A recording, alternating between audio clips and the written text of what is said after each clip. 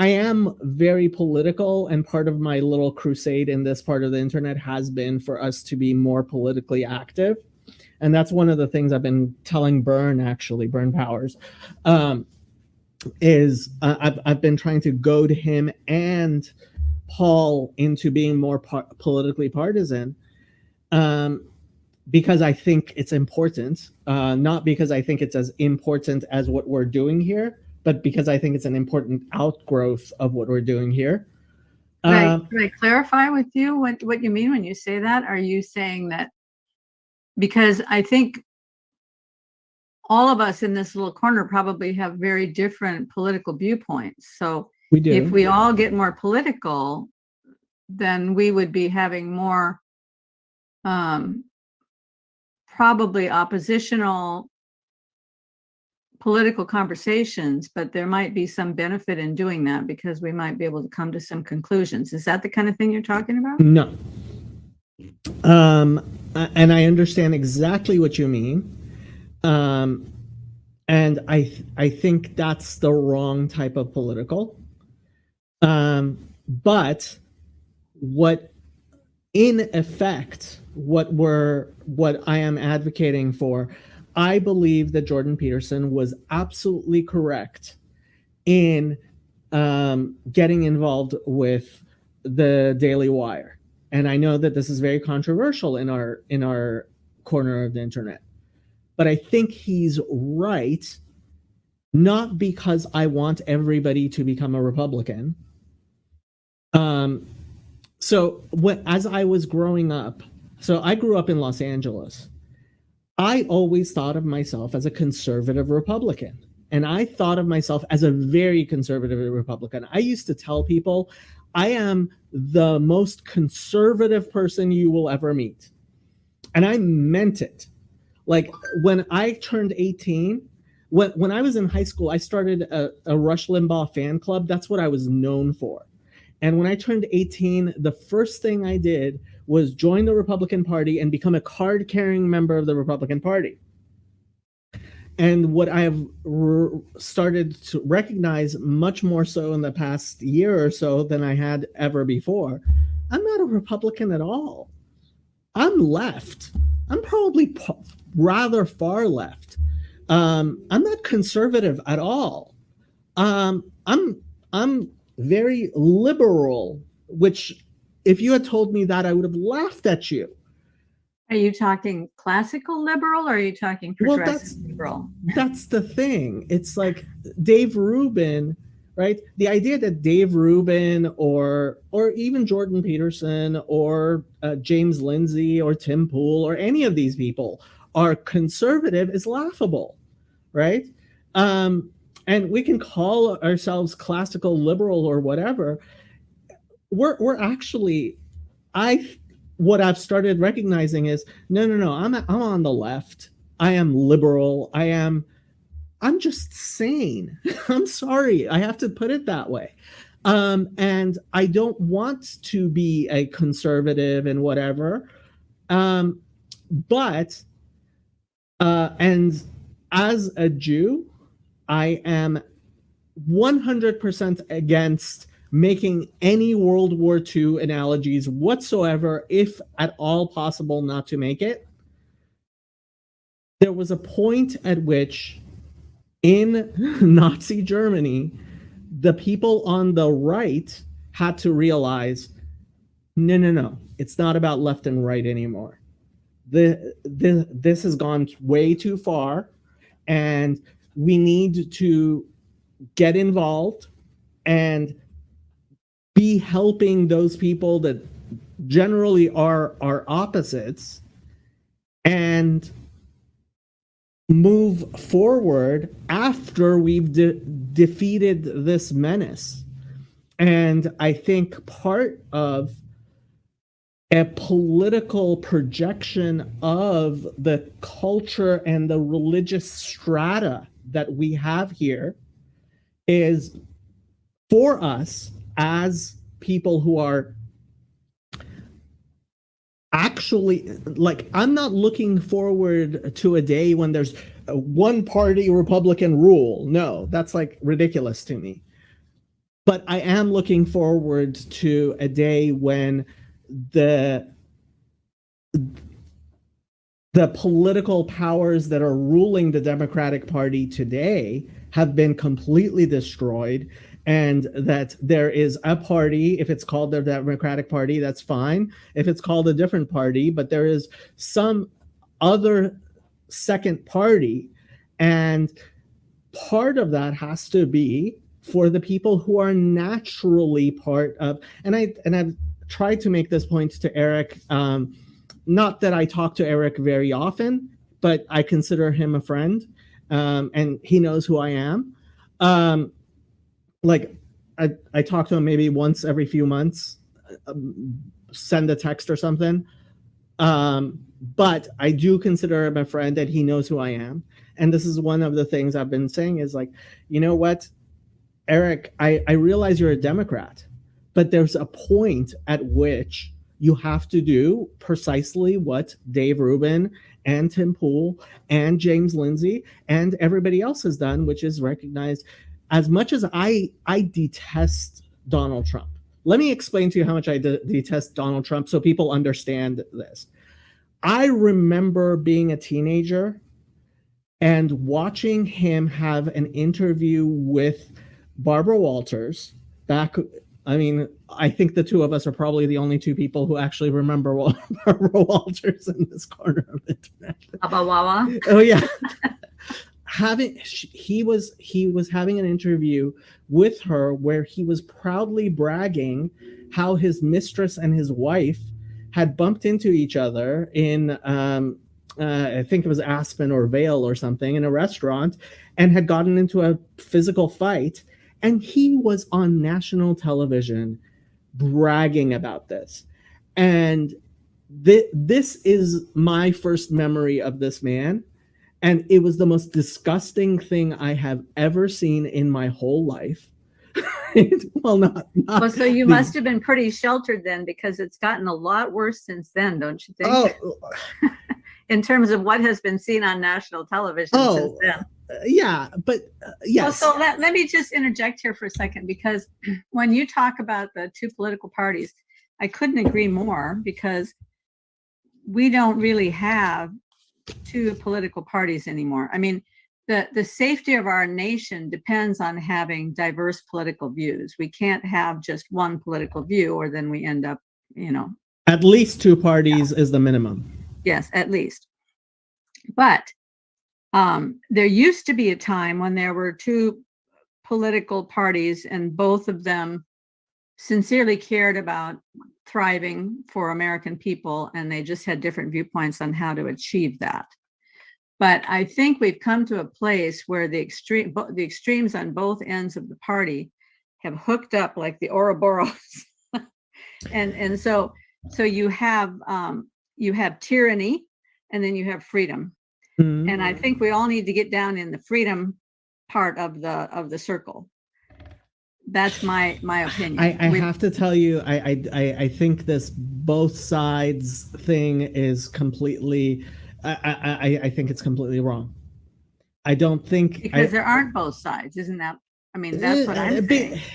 The fact is, I am far more scared of the far right than I am of the far left, because the far right will always be far more violent and far more capable of doing horrible things because of the nature of the right. Hold on a second. I agree with you that the far right is violent and capable of doing horrible things, but did you see what happened in Portland on the far left? Oh, no. And I want to explain that. I think that the rise of the far right that we have is completely in reaction to the far left. And that's what happened during World War II as well.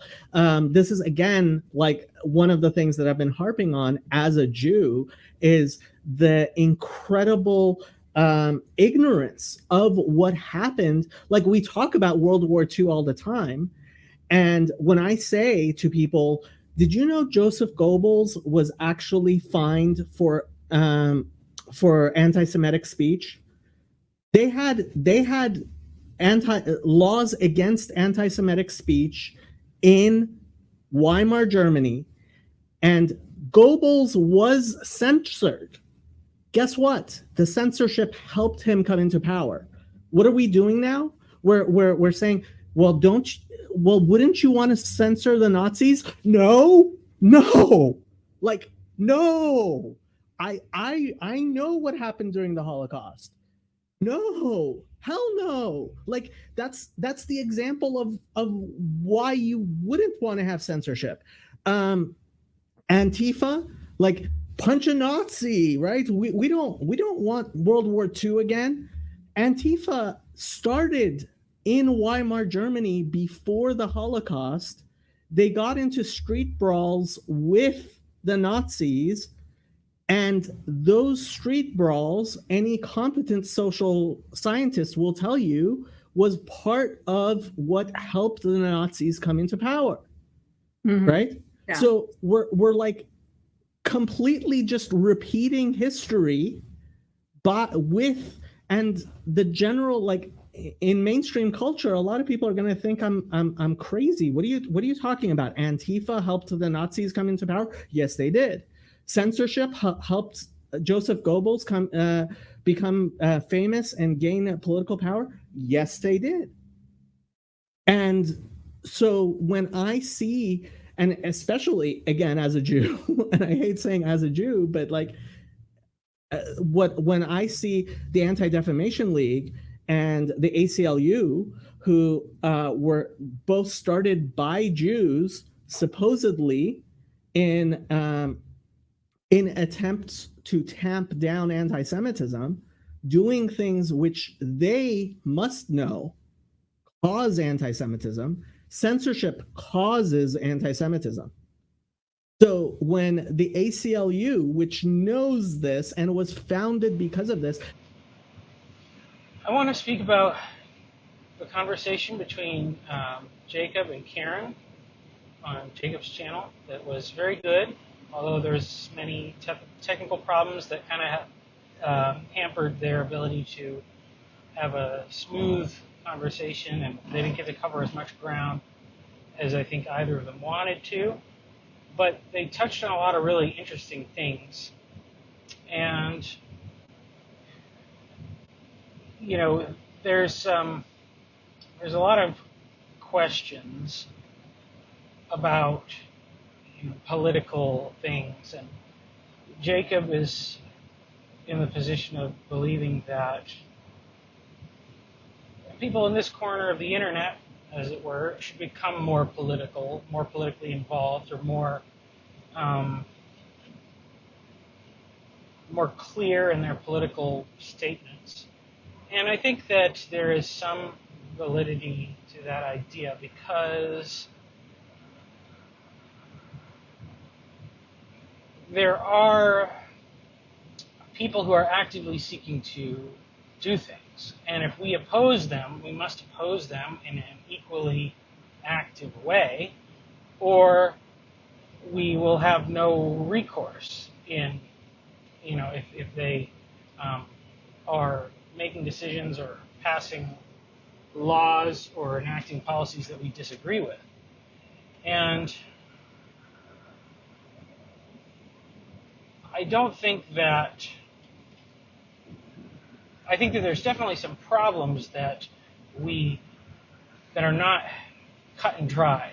And the current makeup of our political system is very, very unsatisfying, because any reasonable person on either side of the political spectrum will see that we're always choosing between the lesser of two evils. And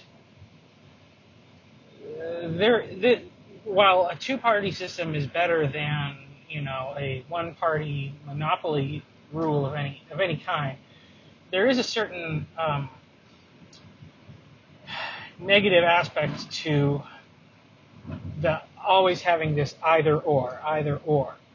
And the lack of a third party to be able to gain much traction or materialize is troubling. There's actually, this is a long time ago, but I'm sure you could find it. There's actually a podcast, a Freakonomics podcast, where they really went over the way that the political system is absolutely rigged against any third party. And the system that's in place has the approval and endorsement of both Republicans and Democrats. And this is something that Karen spoke about from her time, her experience in legislature, that the party in power is always most interested in maintaining a position of power, and the party that is not in power is always fundamentally most interested in gaining power. And so, because they are forces in opposition, unless something like a supermajority comes into play, it's very little to accomplish anything. Now, I would say that that is a good thing, and the system of government that we have is set up in such a way that it should be difficult for laws to come to pass, at least at its best. That is the way that it should operate. Now, unfortunately, the amount of power wielded by a legislature compared to executive powers and appointed powers, unelected appointed positions of power, is very unbalanced. And yet we only get to focus on those issues that the people are lobbying on and writing bills about and voting on, when really what we should be most concerned with is the people that they are appointing to these offices. And it's a little late now, but we should have, if our legislators had been wise and had the interests of the people in mind, they would have opposed the creation of so many bureaus and departments and offices that do control so much of what goes on. And from a national and federal standpoint, there really should not be nearly the amount of organizations that there are controlling things. Whether there's much that can be done about that is difficult to say. But it is good. It's always good to recognize where the problems are. And in some ways, that realization at least has been, in one aspect, it has been the conservatives have been very aware of, and in other aspects, they've been very ignorant of, and the Democratic Party has been very aware of. And in the one aspect in which the Conservative Party has most been aware of that power is when it came to the appointment of Supreme Court justices. And I think that was a good thing. And, we've now come to the place that was the fruition of many of those strategies, which was the overturning of Roe versus Wade. And this was something that originally did have the support of Christianity, the Christian mainstream. This is, for good or for ill, something that Francis Schaeffer is known for. And I think personally, all of his arguments against abortion are correct. And I believe that abortion is a heinous enough sin that it is worth making allies with people who do not hold to all of our ideas in order to overturn it. And so really what that is the kind of notion that we always must accept the lesser of two evils. And I remember that when I grew up, this was kind of the way that my parents and I think most of the people I knew were always voting. We always had to go for the lesser of two evils. There was no ideal candidate because there was a notion of these self-interests that were above the things that we as individuals, and especially as Christians, cared about. But there is a strategic alliance that happens, and I think that this is something that Jesus would support to a certain degree. There is the one instance that Paul Vanderklay often talks about, like in regards to Jordan Peterson, as the unauthorized exorcist, a person who's casting out demons in the name of Jesus, but he is not one of the disciples of Jesus. And Jesus says, don't stop him from what he's doing, because the things that he's accomplishing are good. Even if he's not perfect in all of his understanding, he's not affiliated with the correct group, he's doing the will of God, in a sense. And, this is also apparent in the way that, God allows the Persians to conquer the Babylonians because they are more holy and more righteous, even if their understanding is not perfect. Even if they are a little too, the details are incorrect. They don't understand the religion of Judaism, but Zoroastrianism is far better than the paganism of Babylon. And so, God allows it. And then even still, there's the parables such as the parable of the shrewd manager, who knows that his days are numbered, but he's securing for himself alliances to carry over into the next phase of his career. After so when he suffers misfortune, it doesn't devastate him the way that it might have. And so I think that, overall, the notion of the kind of moral majority, the religious right, this sort of collusion between Christians who identify primarily as Christians and conservatives who identify as conservatives chiefly, and the Republican Party I think it was overall a good thing, not a perfect thing, not ideal. And that is, I think, one of the chief criticisms that happened, in regards to that movement. And, it's really interesting because you have, Francis Schaeffer saw it in such a way that, we might have to suck it up about the way that a Republican Party is sympathetic to big business that might harm the environment, or it might be greedy and not, there's questionable ethical things that come out of that. And unfortunately, due to the economic system that we have and the fiat money system where the government is producing the dollars, a big part of the political machine goes to distributing funds or incentivizing and making it very easy for certain businesses to thrive and for others not to.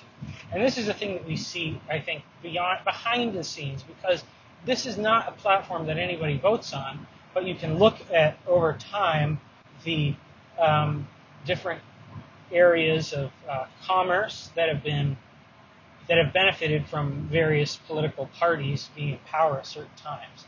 And I think some of the problem that came for Christians, and this is where Frank Schaeffer, the son of Francis Schaeffer, begins to criticize the whole movement a lot, is that it becomes difficult to distinguish where the values of Christianity become separate from the values of conservatism or republicanism. And therefore, you have a lot of Christians that, because they know the truths of the Bible, the explicit truths, the ones that make it very clear that God desires for humans to be fruitful and to multiply, and does not condone the murder of innocents. And, because that's so clear, it makes it a very easy choice for them to choose the political party that holds that up. But it becomes more difficult to question the other issues and the other motives. And, now we get to the idea that, Jacob was talking about that he fears the far right much more than the far left. And I don't think that it's due to that there's a more violent tendency, because I think that the tendency towards violence runs through all people. But it's more so that the conservative mind, and, it's not always the same, it's not a set of values that are being conserved, but it is the conservation of tradition, and there are just as many bad traditions as there are good ones, versus the expansion or the progressive impulse on the other side. The problem is that the conservative body is far more efficient and effective in what it does, and because it's not trying to invent anything new, and therefore its effort goes into streamlining. So you see that right now there's far more left-wing people committing acts of violence, but the acts of violence that they're committing are relatively ineffective. Rioting, looting, attacking people with knives and things like that. These people that are attacking police officers, it's foolish, it's unwise, they're choosing weak targets, they're ineffective. Whereas if you were to, for some reason, stir up the aggressive impulse of the conservative members of this country, they are much more thoughtful and effective in what they do. And, for instance, here in the state of Texas, the amount of people that I know who are conservative people who own large collections of guns is very high. And I think that, ultimately they do not desire violence. They're also very responsible. These are people, I don't know many people who have large collections of guns and also leave them laying around. These are secured in safes.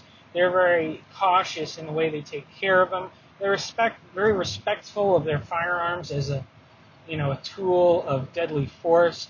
They wouldn't play around with pointing it at people. They're very meticulous in checking again to make sure the weapon is unloaded, that the safety is on. All the procedures, when you go to the gun range or anything like that, all of the procedures are followed very meticulously.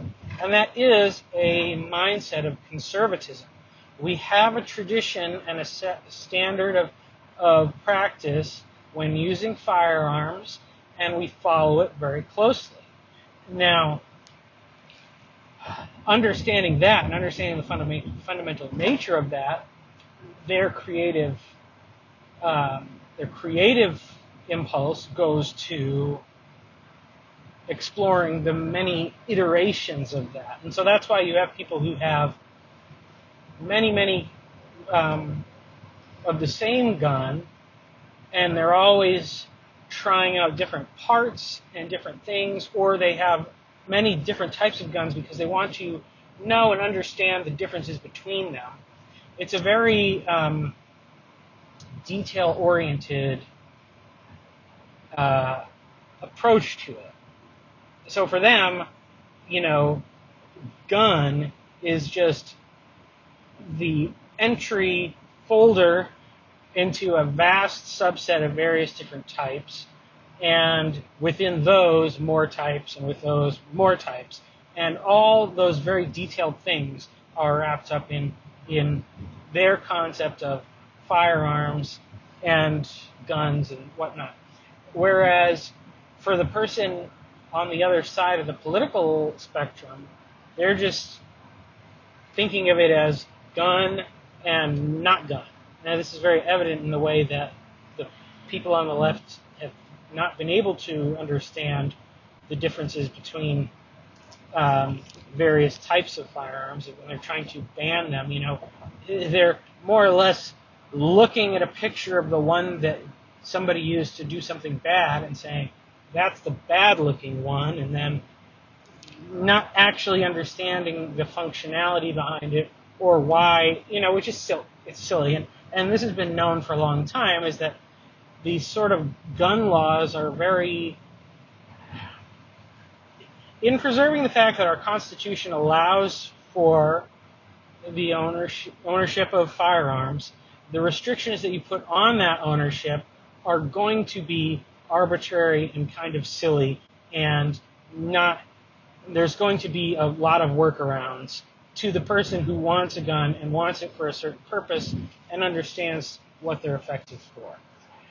So that's just to say these are these two different mindsets.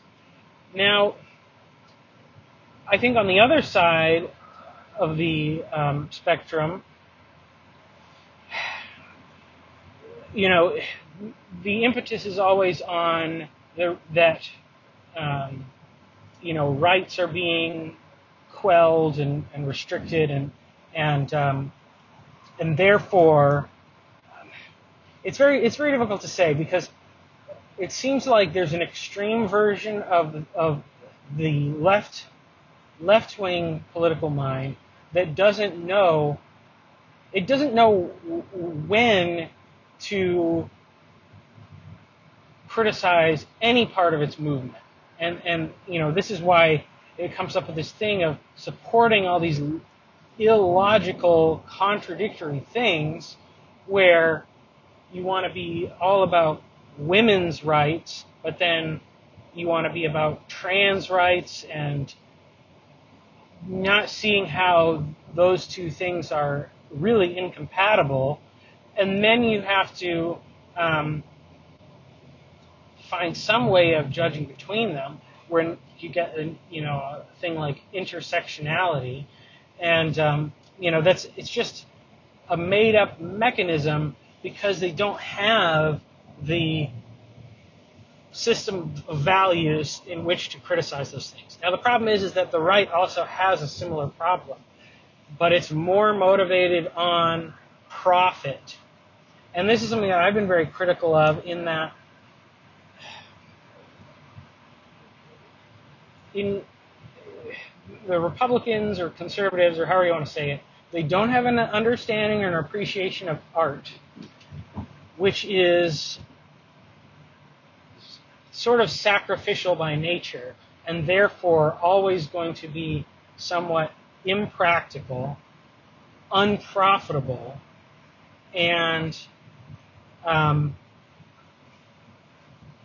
almost unqualified. You can't even qualify what it is, and therefore what you get instead of art is you get entertainment, because entertainment is what a free market will produce to fill the void that art should be taking. And so this is something that I've been critical of, because because it doesn't have a frame for what to do with the outside the box thinker. and it doesn't know. It's sort of blind to see how something truly new and innovative could make everything better, because if it has a negation of the pursuit of profit in the moment, it's not fiscally wise to invest in that thing. And so that's one of the problems. And then I've spoken at length about how this conservative mindset is really bumping up against a lot of problems when it starts trying to define things like beauty, because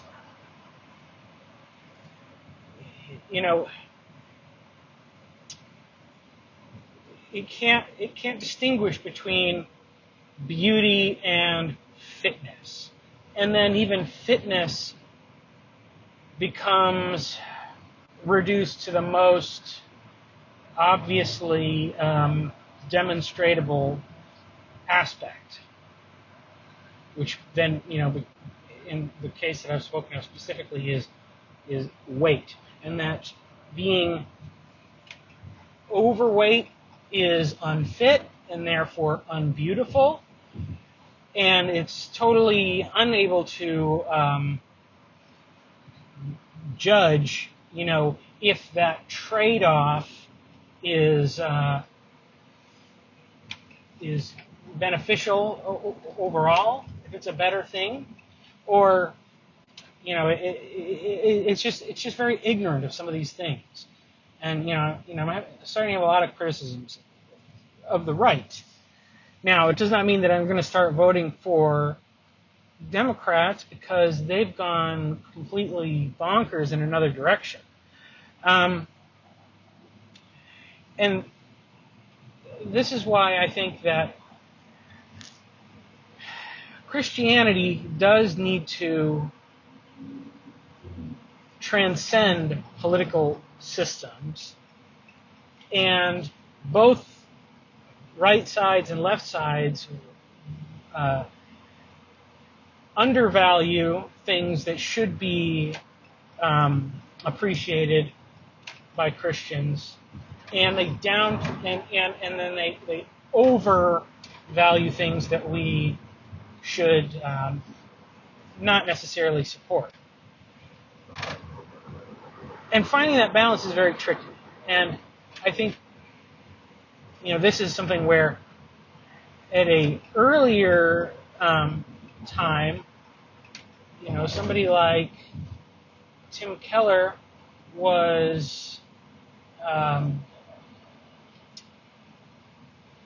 he was really kind of doing a good job in this desire to seek a middle way, and he would talk about how, traditionally conservative cultures may be very, very good in, upholding things like the importance of sexual fidelity and, these sort of moral behaviors, but they're very bad at figuring out what to do with those who need mercy, and how to help people transcend their circumstance, how to help poor people and things like that, how to have compassion. Whereas on the other side of things, people are all about compassion and love and embrace, but they don't see the value in abstaining from anything that may feel good for the moment, because that could be good for the greater benefit later on. And so I think he did have a really good view about that at one point. And I think that people who have said it's not necessarily that his views have shifted so much as the environment that we're living in has shifted, and it's gone away from the sort of neutral ground where someone standing in neutral ground can choose between, this is what I see that's valuable over here, and this is what's valuable over there. But now we're in a negative space where Christianity is seen as a negative, especially by people on the left, but it will increasingly be seen as a negative by people on the right, because we're starting to bump up against the fundamentals of what they truly believe in. And that is not focused in the Bible or in a belief in God, but more so now than ever in a sort of libertarian view of the rights of the individual. And liberty, was the driving force of the French Revolution, and it ultimately became oppressive, and it led to a lot of problems. And this is sort of where the thing of where left and right do meet at a certain point, and they maybe swap characteristics from one period of history to another. And nothing is ever exactly the same as it was. People are always adapting to what's come before, trying to latch onto what was successful and reject what didn't work. But inevitably, we're always going to get it wrong, because we do have a very reductionistic way of thinking. And what am I getting at here? What I'm getting at here is, now that, I think that it was right for Christians who chose to vote for conservatives that they felt to be personally and morally distasteful, because they hoped that it would lead to the overturning of unjust laws such as Roe versus Wade. But the problem is that many Christians have had a difficult time distinguishing what is good because God has said it's good from what is good because a conservative movement has said it's good. And the problem with Tim Keller, who I am very personally grateful to for his writings, which have helped me greatly, and the impact that he's had in my parents' life, especially early on, before he was ever a pastor in New York City. But this idea of being a winsome, which maybe is not actually a word that he himself uses very much, but in the manner that he tries to not offend, and yet the Christians are not wanting to listen and follow that sort of reasonable approach, because what they are, because and this gets into some of what Karen was talking about in the conversation. The thing that caused her to desire to become influenced in politics was not because she believed that government could do something good or anything like that, but it was because of a realization that there was evil and that there are people committed to evil, although they often think that it is good, and their desire to impose that on others. And we cannot just hope for the best. We need to do what we can. We cannot tackle these things on our own. And that was the realization that she came to, and that she needed God to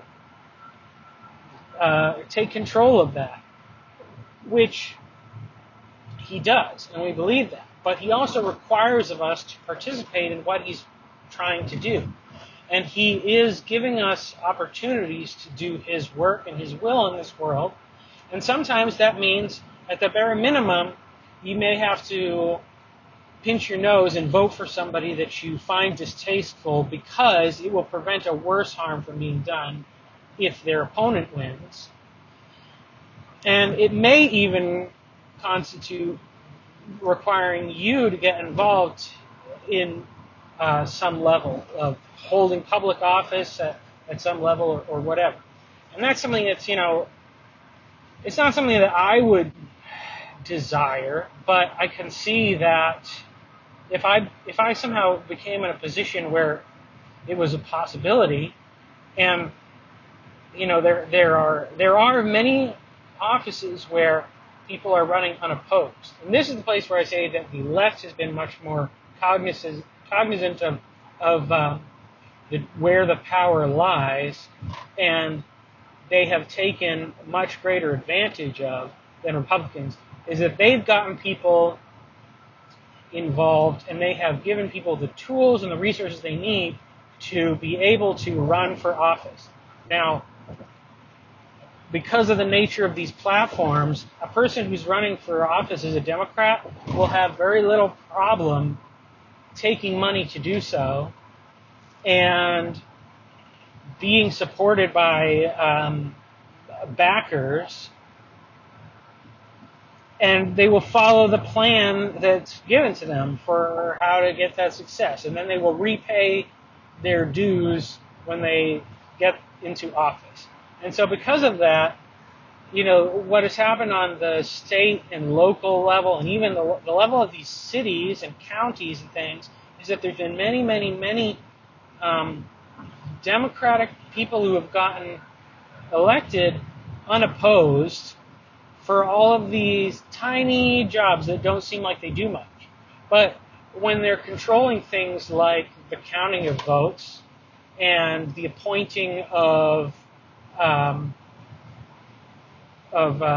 various officials that run organizations on a local level, then it becomes very easy to have a agenda that runs from top to bottom, all on the same page.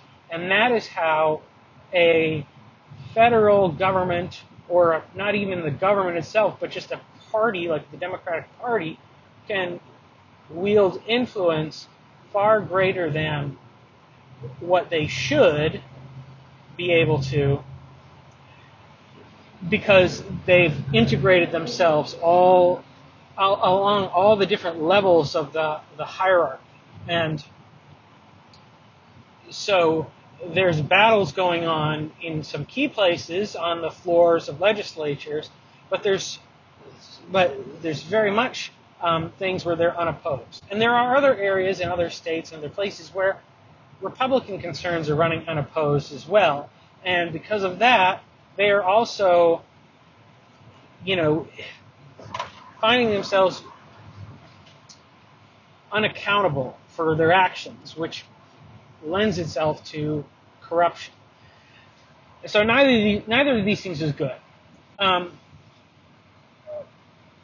But this is where I think Christians need to become more vocal, and they need to be more passionate.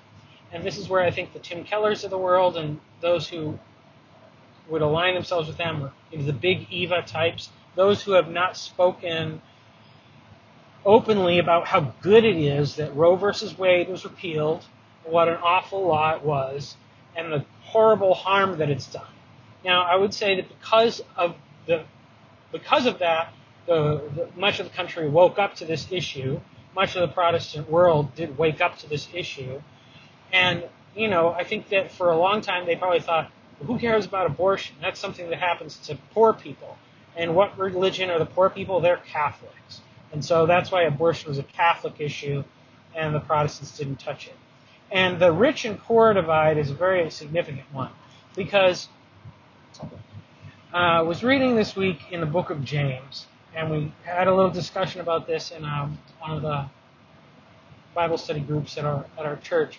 And in James chapter 1, when he talks about those who are poor should take pride in their high position, saying, as Christians, that if you don't have money and you don't have influence, the fact that you are chosen by God and that you are a child of God and you are part of a royal priesthood and you are a member of God's family should be something that you cherish, and that should give you strength to endure the difficulty of your situation. But the rich need to celebrate in their humiliation. And then he goes on to talk about how, the wealth of the rich will fade, and he compares it to the beauty of a flower, and that, it fades and it's gone. And I would say that even that is saying that it doesn't necessarily even apply riches only to material riches as in wealth, but also in things such as beauty or influence or whatever you have. So speaking about how the rich are,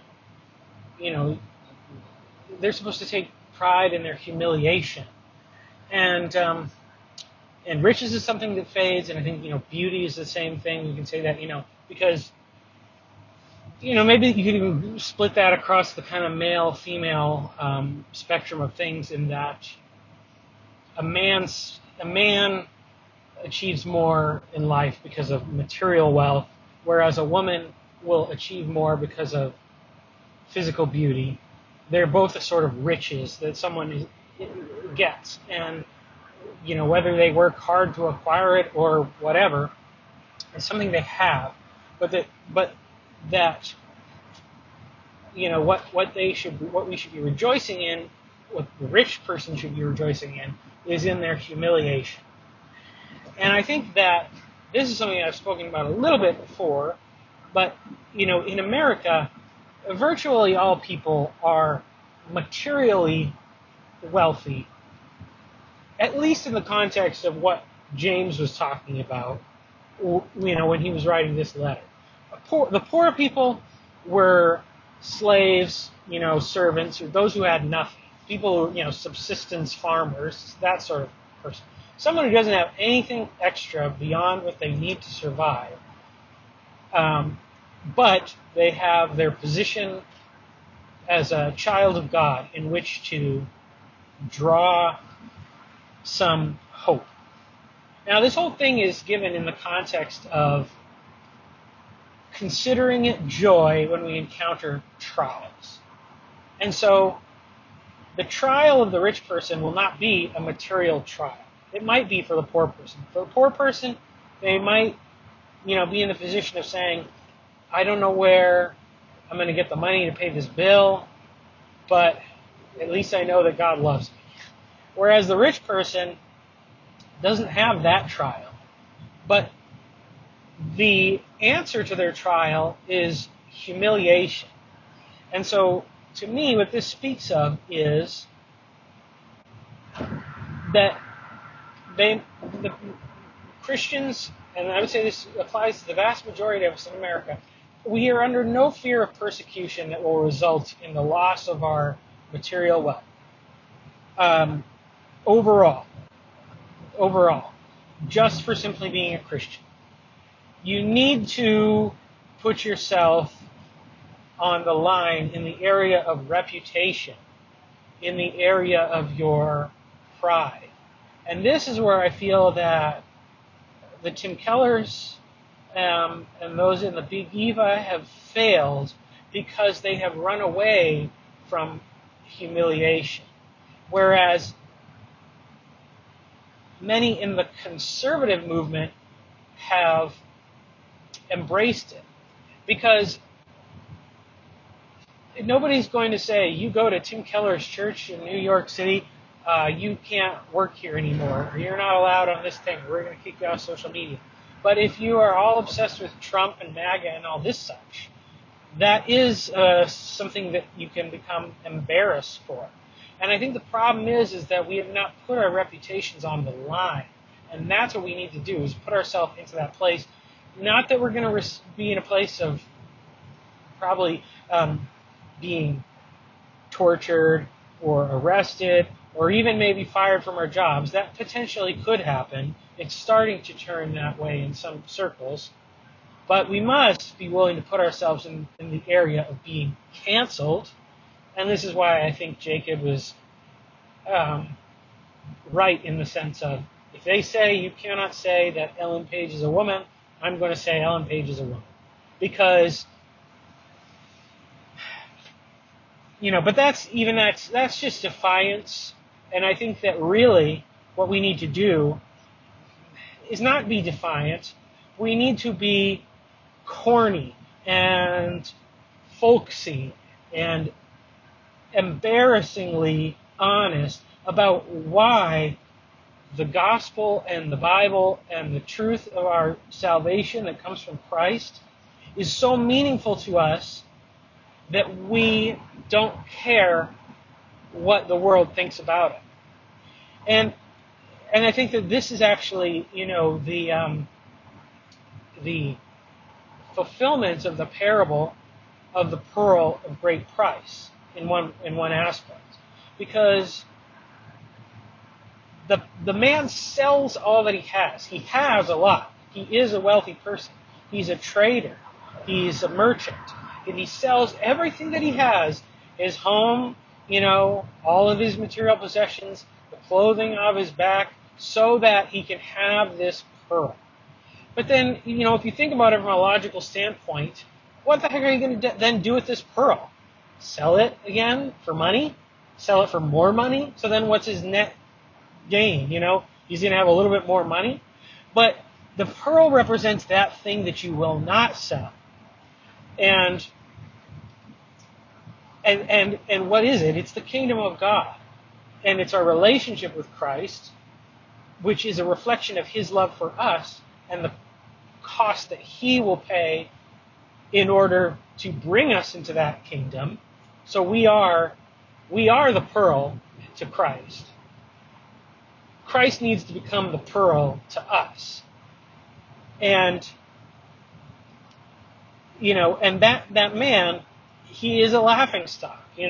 He's, I remember from when I was a kid having like an illustrated book, children's book of this, and this guy kind of wearing like his undergarments or whatever, and jumping up and smiling and holding this pearl, and that's just the thing. It's like, what? This doesn't make any sense. Like, what? You can't eat the pearl. You can't live in the pearl. Why are you going to do it? And of course, that absurdity on a logical level is pointing to the transcendent value of what we have in God. And so I think that for the wealthy person, the only litmus test that they can have that their influence is pointed in the right direction and that they are using the privilege that their wealth provides them is if they suffer embarrassment for the sake of Christ, humiliation for the sake of Christ. And it doesn't even necessarily require the loss of the physical wealth, the material possessions, but that's how you know. That's how you know it's working. And, I think the same could be said for physical beauty, for a woman. If a beautiful woman is willing to be seen as modest when no one else wants to be modest, as being, chaste when everybody else is being promiscuous, in today's society, that will cause embarrassment for her. And so I think that whatever level of privilege, wealth, riches we have, and it may be that we have a little bit of all sorts of different things. I don't have great physical money collected up. I do struggle to pay bills quite often. But, I don't know. I guess I'm kind of maybe I'm doing the right thing because I'm halfway there. I don't have a lot of credibility to hold on to, but I don't. I'm not compromising my commitment to Christ to avoid embarrassment in any way. That's part of why I'm doing these videos, and why I'm doing them with the level of quality that I'm currently able to. So that's the choice that the Christians need to make, and that's how, and it's because the conservative part of the movement has been willing to have that passion. People are more excited about Donald Trump.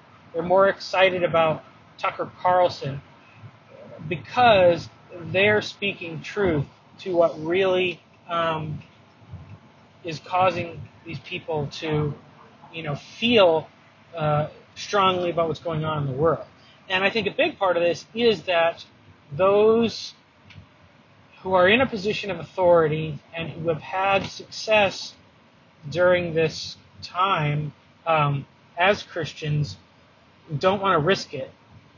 It's very hard for them to admit the reality of evil and the way that it is present to the mind of many people. And that was a very interesting thing. Karen spoke about that it was, conspiracies that led her to this place. And, I can say a similar thing in that's kind of what caused me to wake up to some of these realities. And I was a little bit disappointed in Vern Power's latest video on the Annus Horribilis in the way that he's spoken disparagingly of conspiracy theories using that term. Because that term is only a term that's used to dismiss anything, and depending on what your perspective is, your definition of a conspiracy theory will change greatly. And for those who believe every word of the mainstream media, anything that contrary to it is a conspiracy. And while I'd say, yes, there are some extremely, crazy things that certain people believe, it's only because they've been deceived so often and so much by people in power. And, it's really a belittling, disrespectful brushing away of their fears that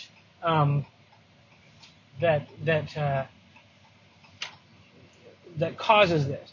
And that's why I have a little bit of an issue in Vern Power doing that, because as a Christian, I've read that Bible, and there is quite a lot of conspiracy, as in those who conspire against the children of God and the people of God. And there's supernatural forces behind that, but they influence people. And they manipulate people, and they make use of the simple greed and selfishness of low-level bureaucrats and high-level politicians and everybody in between to enforce an agenda that causes oppression and does great harm. It does great harm to children and to families. And so that's the thing where Karen was saying that it was because of her position as a mother that she, started to take notice of these things and realize that, the targeting of children is a line that, we cannot let a person with ill intentions go over. And there's a big problem in the fact that the voices of the large established Christian communities have brushed aside those fears that people have.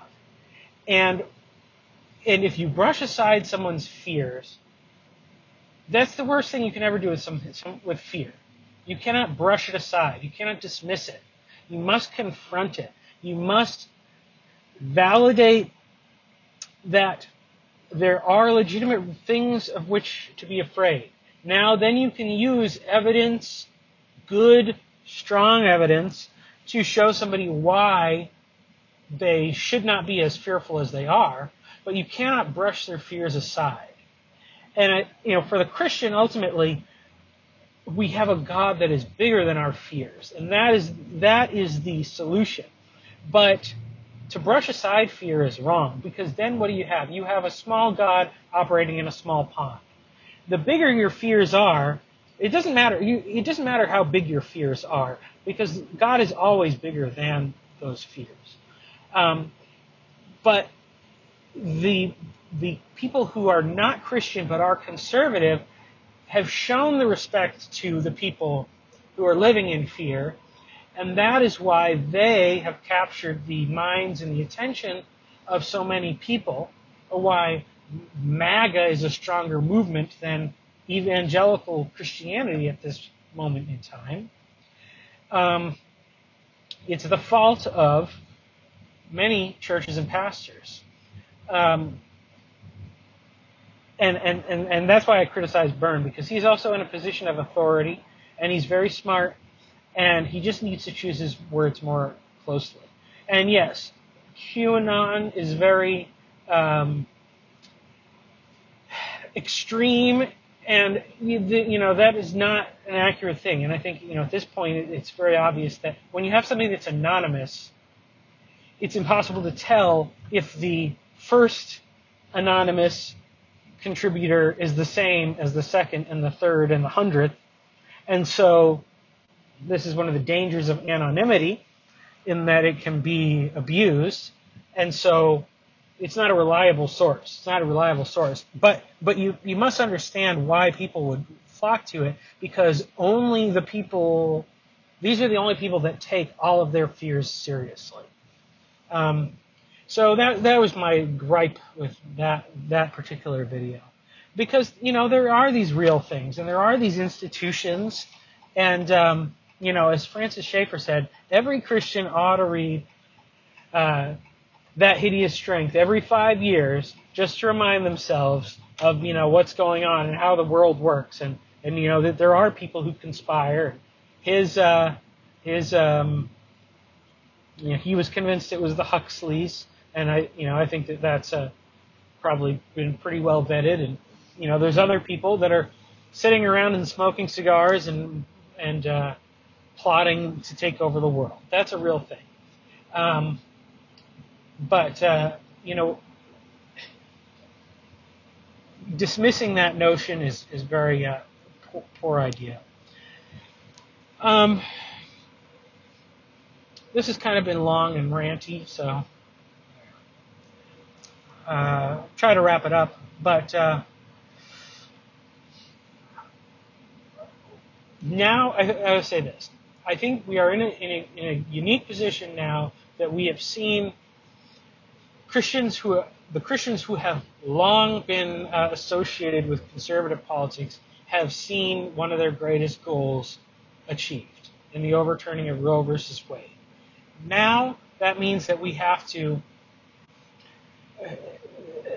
and now for those who are on the left, but if you call yourself Christian, maybe you do need to take an honest look at what is the lesser of two evils, and honestly evaluate not just between the stated goals of two platforms, but are these people honest? Because Donald Trump technically is a big liar in a lot of ways, and we all know that. And he was prone to hyperbole, but he was not prone to deception. And I think that was one of his most valuable assets, is that in broad strokes, he did most of what he said that he wanted to do, and he did very little that was absolutely contrary to it. He was not able to accomplish all the things. He was able to accomplish a heck of a lot more than most presidents in regards to what they promise on their campaigns. But the spirit of what was said and the reality of what actually occurred was much more closely aligned than what comes from some of the politicians on the other side. And I would say that the fact that almost everybody in America is much worse off financially and paying for a lot more is a pretty clear indicator of the fact that promises don't achieve much if it's just a promise that's made to secure somebody's vote, and you're never supposed to look into the details. And so for those who are on the left, you need to start maybe doing what you need to maybe put aside a little bit of the idealism and start thinking about making that choice between the lesser of two evils. But for the Christians who have been on the right, now it's time to start holding those on the right to a higher level of accountability in regards to the gospel and the message of the gospel and what is accomplished, what can be accomplished, and we need to discard the parts of the conservative movement that do not benefit the kingdom of God. And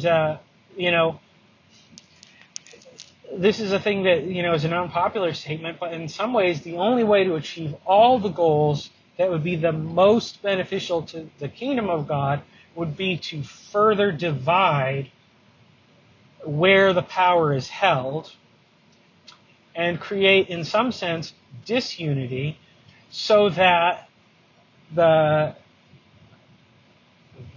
smaller areas of control can be managed more closely with the goals that we want to achieve as Christians. And these are not hard things. It's the ability to be fruitful and multiply, to worship God, to provide for orphans and widows, and to be unimpeded in that.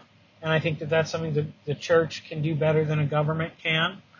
That is, as James says, true religion. And so those are the those are some of the goals that we need to be aiming towards, and we need to be much more specific in looking at everything that our politicians do and all of the people that I appoint to the various positions, and really buckling down and getting them to be accountable to voters to give us what we really want, instead of trying to sell us on why we should accept a certain conservative agenda and why a certain kind of big business approach to capitalism is a good thing. We need to become more knowledgeable and more specific and more demanding of what they do with our resources and how they take control of the power that we have given them to get these things done. So I am at my destination, and I will need to do some other things. So I will be done for now, and maybe we'll see how crazy this sounds later on. Thank you. For the sake of clarity, I thought I would take a little more time to explain some of the things that I think from both sides of political debate Christians should be concerned with. In this regard, some things that are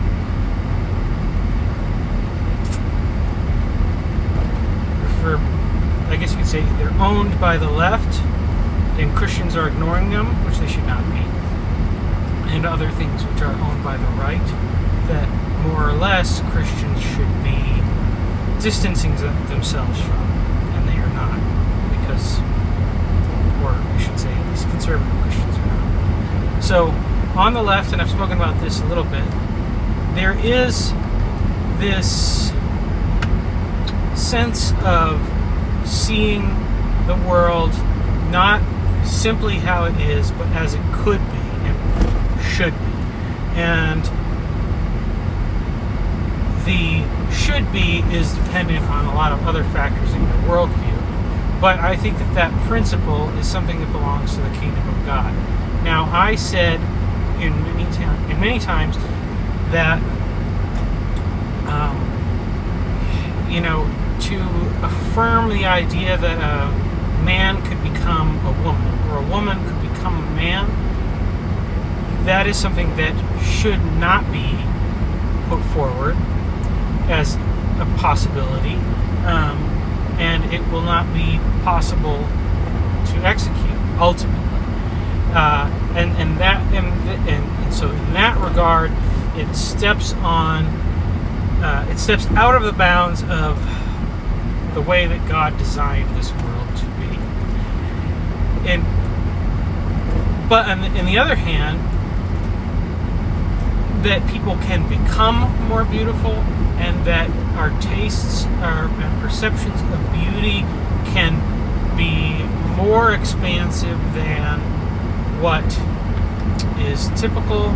I think it is good, and that's something where, as for instance, perhaps we ought to start loving people first, and then seeing if that helps them become more beautiful.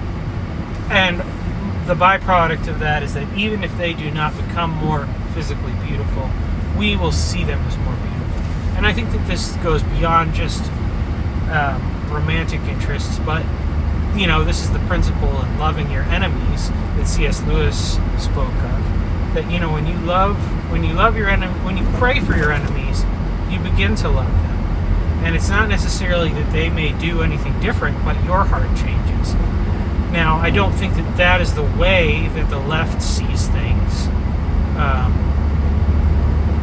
but I think that's the true kingdom principle behind that sort of thinking.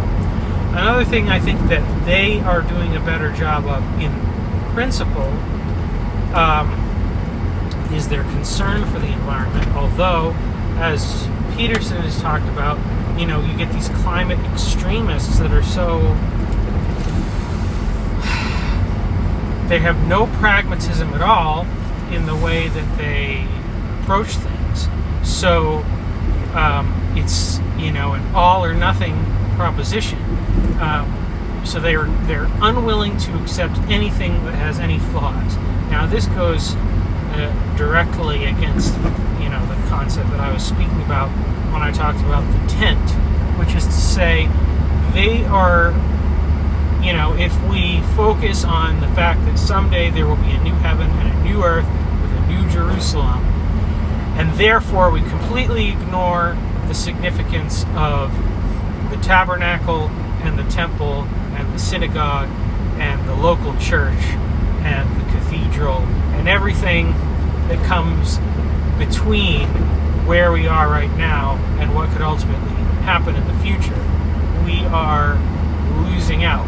And especially because it's not even just the fact of those institutions being progressively better versions of something, but which do provide increasingly good benefit to the people, but it also shapes the people, because you are a better person for having built something, even if the thing that you built isn't ultimate and doesn't last.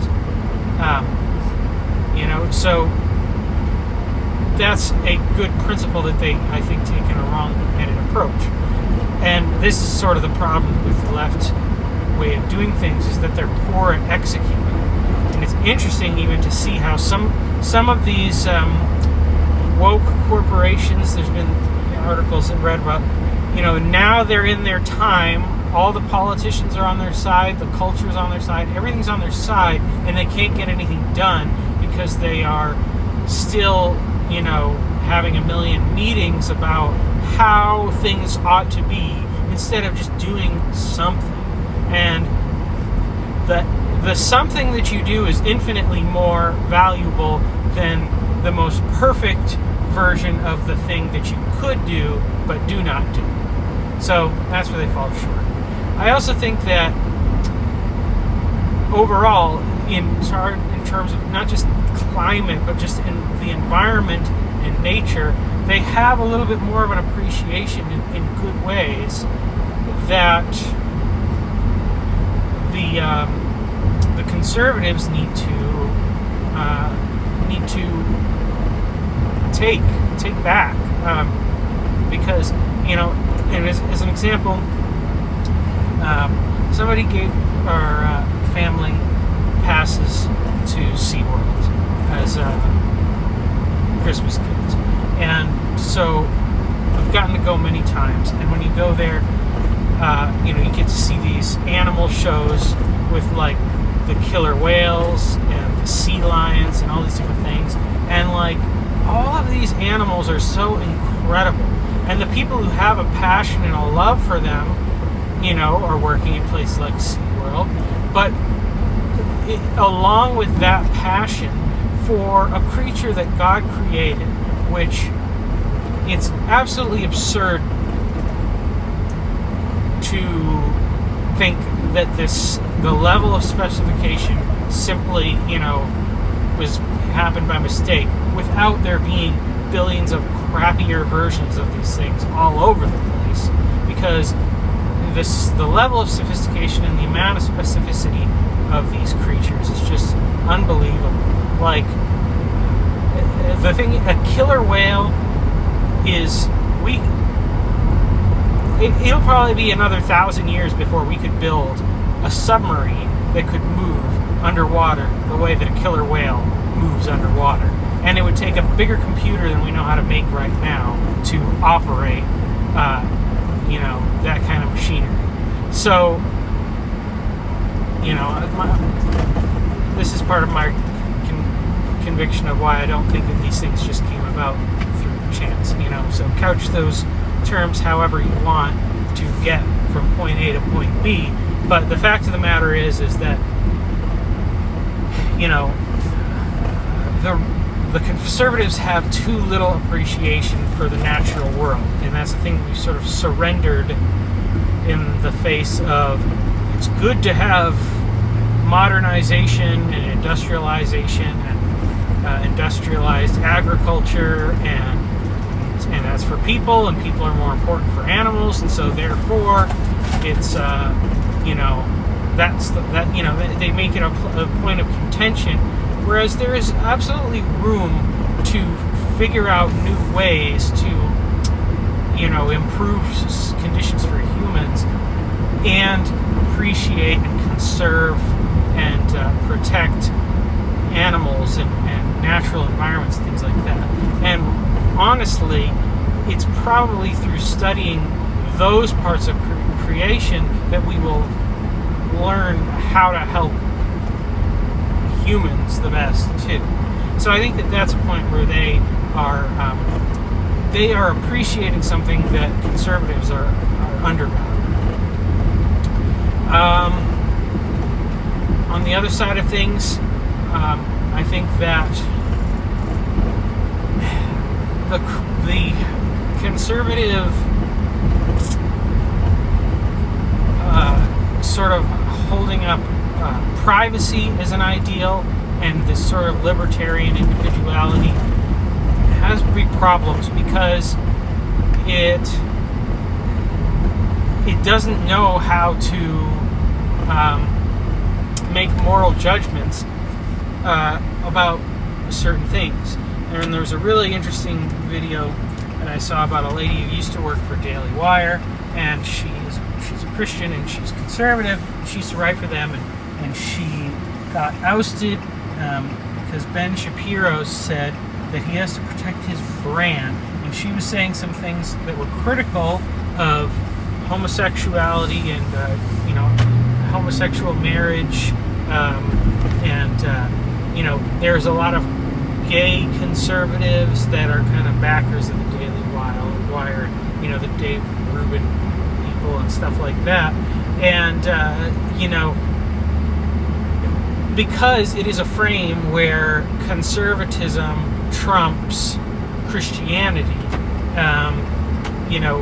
Christianity is told you must tolerate this because these people have money and they have the freedom and the rights to exercise their thing in a certain way, and because they're not stepping on necessarily, family values, or because they're presentable and they are respectable, that Christians ought not to protest against the way they live their lifestyle. And another example would be the fact of even just the commodification of sex and beautiful women for heterosexual, markets, as adults doing things that are okay because they're adults. They've sort of drawn this line of like children are under the purview of their parents, and therefore until the age of 18, yes, parents have the rights to decide what their children should be exposed to, but once somebody's 18, then they have all the rights to do as they choose, and the free market is the decider. And so, if free markets demand smut and, food products that are not nutritious, and that's another one I can say. Overall, the health aspect of on the conservative side, it's all about your personal responsibility and not about anything of, maybe we should not market certain things certain ways, and I believe the obesity epidemic is far more significantly tied to the way that government subsidizes food production and the way that certain crops are commodified and made very cheap, and the marketing aspect of it, has far more of an effect on this obesity epidemic than anything to do with like education or even access to fresh fruits and vegetables, because there's lots of people. I live in a big city with really great grocery stores, and there's beautiful produce and lots of stuff, and there's still a lot of Texas people that buy nothing but beef and Coca-Cola, basically, and like, and I guess like a lot of carbs, whatever, and they're really fat and all this stuff. Like, you see those people all over. Like, it's not about access to produce or education.